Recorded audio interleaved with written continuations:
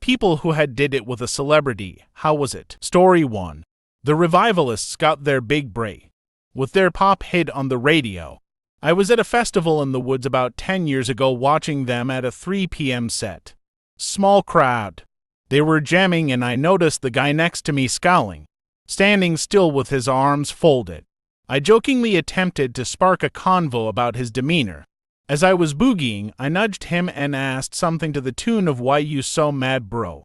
His response was that he loved this band and the reason he came to the festival. And last night he discovered that his girlfriend left his tent and went and blew the lead singer. He was upset but had to get his money's worth, even if it meant giving Stank Eye the whole set. Story 2. A close friend slept with a Backstreet Boy AJ in his hotel room. After a show in our city, she said there was about 10 minutes of us and 3 hours listening to his new personal music project on his laptop. Story 3. I matched with a woman who was a top 50 tennis player on Tinder while I was at a conference. I figured it was a bot or just a scammer, but since they agreed to meet me at the bar across from my hotel, I figured what was the worst that could happen, chatted for 20 minutes and she agreed to go upstairs. I was a bit intimidated as I am not an athlete, but I proceeded to give her a solidly mediocre 25 minutes of lovin'. She then left and unmatched me, so I guess it was fine. Standard first time S with an extra dose of awkward from my end, where the person was better looking and a lot more fit than I'm used to, but otherwise pretty much the same thing as non-celebrity S. Story 4. If you want wholesome but non-S stories about John Stamos, my friend has a special needs family member. If you know anything about special needs people, then you probably know that some people will abuse or mistreat special needs people simply because they're special needs. It's sad, but it happens quite a lot. Well, my friend and his family ended up visiting the church Stamos goes to.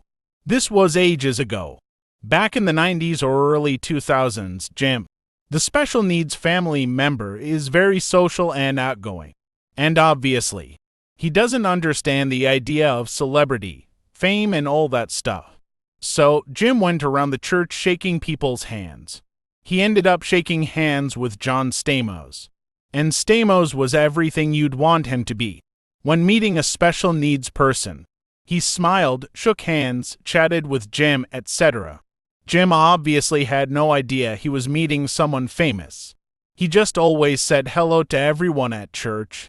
Jim's family knew exactly who Stamos was and they thought it was cool of him to be so friendly with Jim. Story 5. He's currently a national-level news journalist on TV. This was while she was still a cadet after she got hers. She literally rolled over and fell asleep. Woke up the next morning to her in my shorts, and the t-shirt she took from my wardrobe, danced her way out of my place to a cab. Literally danced, while still wearing my clothes. Later on, one of her friends was knocking on my door. Apparently the dress she wore was borrowed, so she sent her friend over to collect. I handed it over, along with the shoes and underwear. Her friend asked what she was supposed to do with those, and I kinda said it's a package deal as I'm not that guy that would keep those as trophies. Only saw her once again in the nightlife district of my city. She was stealing street sign. Then years later, she's on the news almost every night. Story 6. My older brother ditched me trying to hook up with Joan Jett. I was 15 or 16 at the time and she was in town for the Indy 500 or 4th of July. Can't remember which one exactly, but we ran into her and she was extremely nice and talked to us for a couple of hours before she performed. Next thing I know, my brother's friend is giving me a ride home because he had some other plans. Turns out she was just being an actual genuinely nice person and my brother read that as her hitting on him. Wish I could have been there for the rejection. Story 7. I slept with Burton Cummings from the Guess Who. He was commando and there were smoked blunts in the ashtray. He also gave me the best OS. No one ever lived up to what he did until about 30 years late. Other guys were good, but not that good. His crew told me he always picks one female, who seems to know his lyrics, out of the crowd to sing to for the concert. It is nothing where he calls them out, just notices them and sings to them. The woman next to me was telling her friend how he kept looking at her while singing. I did not correct her. When he took a bow, I pointed at myself and then to him. He nodded out. The next day I took him sightseeing. I mentioned he had not sung these eyes the night before. He sang it for me. Maybe about 8 years later I saw him in Times Square. I stopped him and said hi. He knew who I was and he even gave me the year we met. Story 8. I was dating a guy, and one night he started playing a song by a somewhat obscure band I loved.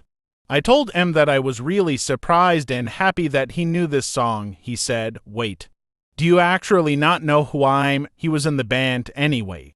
We kept dating for 10 years and then I married him. Story 9. I'm surprised to see so many no one on Reddit has slept with a celebrity comments. I work in the film industry and let me tell ya, a significant portion of actors are horn dogs like everyone else and sleep with a lot of crew and extras. Story 10. My mom dated Michael Hutchins from INXS when they were both teenagers. She met him at one of their shows when INXS was a small band, and she quickly became buddies with them. They would oftentimes pick her up in their van, and she'd go to shows with them. After a year or two, my mom moved on from them, and they blew up in popularity shortly after she left. She didn't speak to them for years, but bumped into Michael at Sydney Airport not long before he died, and he remembered her dearly. They shared hugs and caught up for a good while in the airport. My mom claims they were just friends, but we all know the truth. My mom has been tight-lipped about it all, but described him as shy. Story 11. Alright, so my mom was an actress and a model. Her roster has Robert Downey Jr., Jazzy Jeff, Will Smith, and Lenny Kravitz. Will Smith and Jazzy Jeff were separate times. Probably others that I don't know about. I don't know many details of any of them. Our DJ was during his heavier drug issues, and she didn't have the nicest things to say about him. Lenny sent her Christmas general holiday cards every year, until she died, so I guess it was good enough that they stayed friendly. So I will share this tiny hint of who my mom is, but I promise you guys will not guess. If you figure it out, please don't dox me. She was in a movie with our DJ and that's how they met. She was in another movie with Steve Martin. She had so many modeling jobs, but was most famously on a book cover, several billboards, and magazine covers. She also was a makeup artist and started her own makeup line. You don't have to be rude and call her names. Women, even mothers, are allowed to have S and as much, or as little as they want.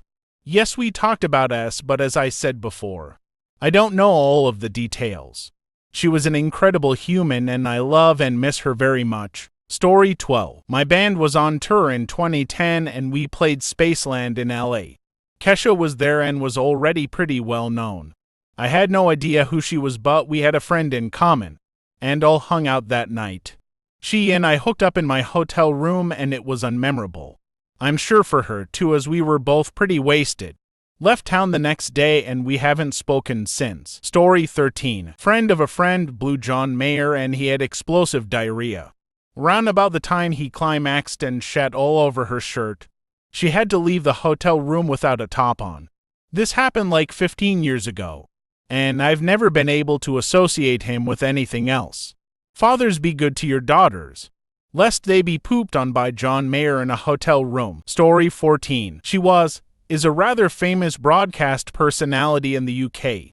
Went out with her for about 6 months in my 20s. Whenever she's on TV and I turn on with my wife or my parents, I feel really embarrassed somehow and want to turn over, but at the same time pretend not to notice. Kind of awkward. I realize I haven't directly answered the question. The S was good. She had a few kinks that I thought were somewhat weird, though realized later weren't all that weird really. She was lovely. I really messed things up, but I am happy with how things later ended up and I am not hung up on her or anything. Although part of why I cringe somehow is imagining how others may expect that I regret no longer being with her. Story 15. College, I began hooking up with a girl from my hometown. Her parents were very wealthy, and she was known as a wild party girl. She was at every festival or big concert. Before long we became a serious thing, and we shared a lot of secrets. She'd always tell me this big-name rapper wanted to date her. She told me the story of how she had a three-way with him after a concert, and after that he just won't leave her alone. I believed they hooked up, but always thought she was full of shit on the dating. This was until one day he FaceTimed her while I was in the room, and I heard for myself this guy attempting to lure my girlfriend into moving to his city. Maybe a year after this, I'm in a new relationship. Another free spirit type party girl, huge rap fan. She's from an entirely different area of our state. We do the deed for the first time, and we're lying in bed exchanging stories. Tells me a story of going back to a rapper's hotel room, wanting desperately to hook up with him, then finding another girl in the room and the rapper assuring her it was all okay. She said the rapper took his pants down and already had on a condom. She also motioned with her hands to show he was absurdly hung. As she's telling this story, she starts describing the other girl in the room. Turns out my ex was the second girl during S, and I'd just become Eskimo brothers with this man for the second time. The rapper, A$AP Rocky, story 16, needs a serious tag. But I once dated a chem girl that made it on an HBO show about chem girls. I'll try to find the show and post it here. She was a regular girl, but she did love S and was open to doing anything. This was before the fame, but it didn't change her. The show was a one-time deal, and her online fame kind of ended because she decided to settle down and have a child. I follow her on social media. She is really happy, and I love that for her. Story 17. One of my teenage girlfriends went on to marry the drummer of a fairly big band her and I used to bond over. She was an absolute starfish in bed. He looks like a troll, is 15 or more years older than her. Can't imagine they are having great S. They look happy though, and I like that for them. Story 18. My sister F Mike Tyson not long after he got out of jail. She was a bit young and didn't know that much about him. Most notably that he had been in jail nor why. She didn't give me a ton of details, and I didn't ask. It's my sister, yo.